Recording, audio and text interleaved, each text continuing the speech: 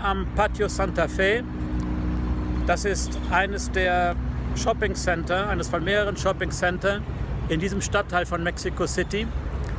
Und hier in der Tiefgarage von diesem Shopping Center gibt es den einzigen Tesla Supercharger in Mexico City.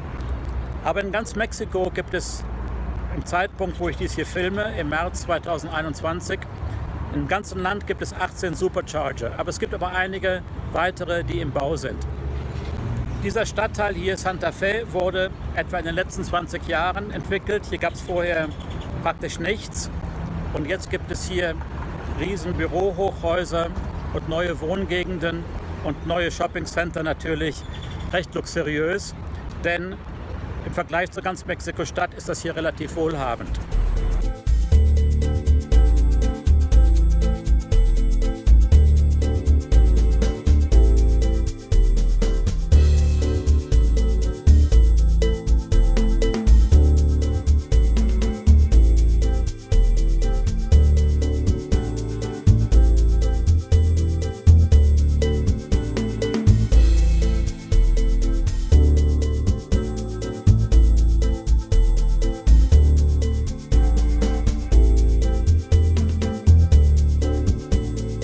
Warum es gerade hier einen Supercharger gibt, kann ich mir nur so erklären.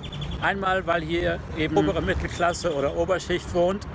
Dann sind wir hier am Rande der Stadt auf der Ausfallstraße in Richtung Toluca, einer weiteren Industriestadt, und Richtung Valle de Bravo. Valle de Bravo ist ein bisschen weiter weg, da gibt es einen See und die Wochenendhäuser von vielen reichen Mexikanern, die also eher fähig sind, sich einen Tesla zu kaufen. In der großen Tiefgarage hier unten ist es ein bisschen schwieriger zu filmen und deswegen werde ich hier mal kurz erklären, was ich gesehen habe. Also es gibt unten 8 Ladesäulen. Die Ladesäulen sehen anders aus in Europa, finde ich ganz interessant. Es waren allerdings nur 2 Teslas dort am Laden. Ein Model Y, sehr interessant, denn in Europa gibt es noch gar keine Model Y. Und der Eigentümer von diesem Model Y, der war natürlich sehr stolz und sehr froh, hatte das Auto erst seit 2 Monaten, also seit Anfang 2021, und hatte auch schon einige etwas größere Fahrten damit gemacht, die vielleicht so 300 Kilometer weit. Aber mein Gefühl ist, die meisten Tesla-Fahrer hier in Mexiko-Stadt benutzen es wirklich nur so in der Umgebung. Und je nach Auto schafft man es wohl auch ohne zwischenzuladen von Mexico City nach Acapulco. Und auf dem Rückweg, weil es ja immerhin von Meereshöhe auf über 3000 Meter geht und dann hier Mexico City 2500 Meter hoch, da wird man wahrscheinlich in Cuernavaca, kurz vor Mexico City, beim Supercharger noch ein bisschen nachladen müssen.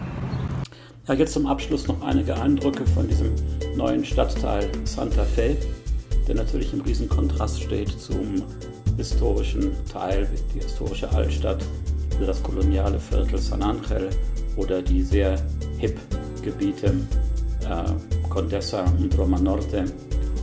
Ja, danke fürs Zuschauen, und wenn euch dieser Clip und andere auf diesem Kanal gefallen, würde es mich freuen, wenn ihr den Kanal abonnieren könntet und vielleicht auch diese kleine Glocke anklicken, wenn es die bei euch gibt auf dem Gerät. Dann verpasst ihr nicht, wenn es ein neues Video auf diesem Kanal gibt. Also vielen Dank und tschüss.